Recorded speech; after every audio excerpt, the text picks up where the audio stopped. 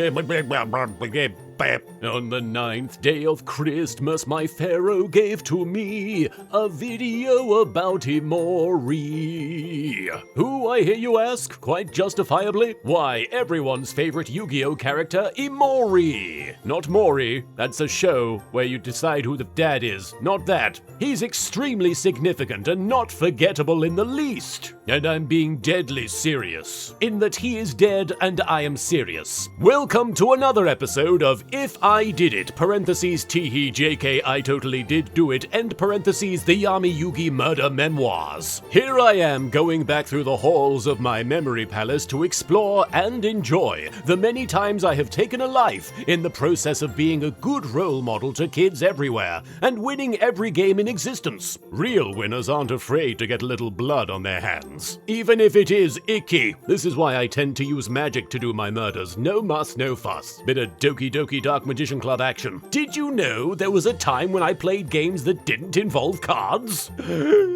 Shocking, I know. Most of those games tended to involve knives, or poisonous scorpions, or explosions, or exploding poisonous scorpions holding knives. But several dozen chapters into the Yu-Gi-Oh manga, along comes this guy Imori with an ancient artifact, total artifact copycat, which turns out to be a soul jar container filled with dragon cards. So if it wasn't already a valuable artifact due to its age, its collector's value in the eyes of Seto, I would sell my left nut for rare dragon-themed trading cards. Kaiba would have skyrocketed if he still had his nuts after I mind-crushed him in the balls, that is. Crotch crush! Speaking of nuts, look at this guy's head. I know I'm one to talk, but that is a heck of a haircut he's got going on. I suppose his hair is maybe supposed to resemble the soul jar he's carting around, but honestly I feel that the sheer gremlin energy radiating from his face can only be contained by those big heaping curtains he's got going on up there. Look at those eyes. Why can't anyone in the early Yu-Gi-Oh manga have normal features? I'm either being attacked by the sexiest woman alive or an upsetting Muppet from Jim Henson's The Dark Crystal. Anyway, it turns out, yes, there's another ancient children's card game legally distinct from Duel Monsters, and Imori intentionally removes the seal holding the dragon cards in balance so that he can,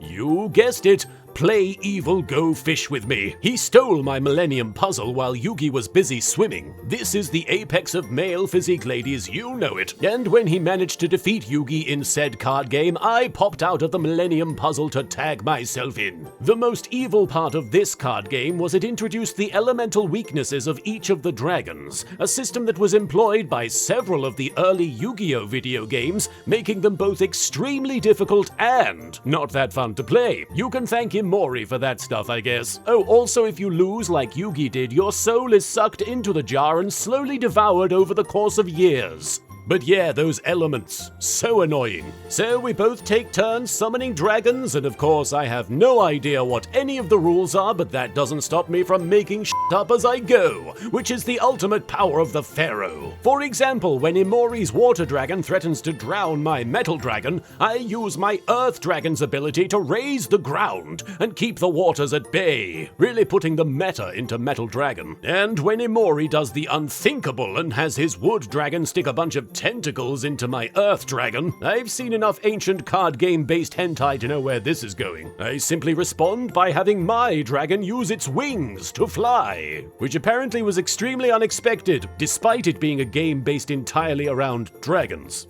Anyway, as a result of my ingenuity, I easily defeat Imori and replace Yugi's soul with his, making a mental note that the soul jar must never be opened again. And as far as I'm aware, it hasn't been. Reminds me of that classic riddle, when is a door not a door? When it's a jar filled with the souls of fools who thought they could beat me in a card game. King of riddles, baby! Be sure to tune in next time when I'll be covering another kill in the long list of Yu-Gi-Oh! Related deaths. But until then, whether you're in the shadow realm or the cold, heartless void that is reality, try to have a happy holiday season.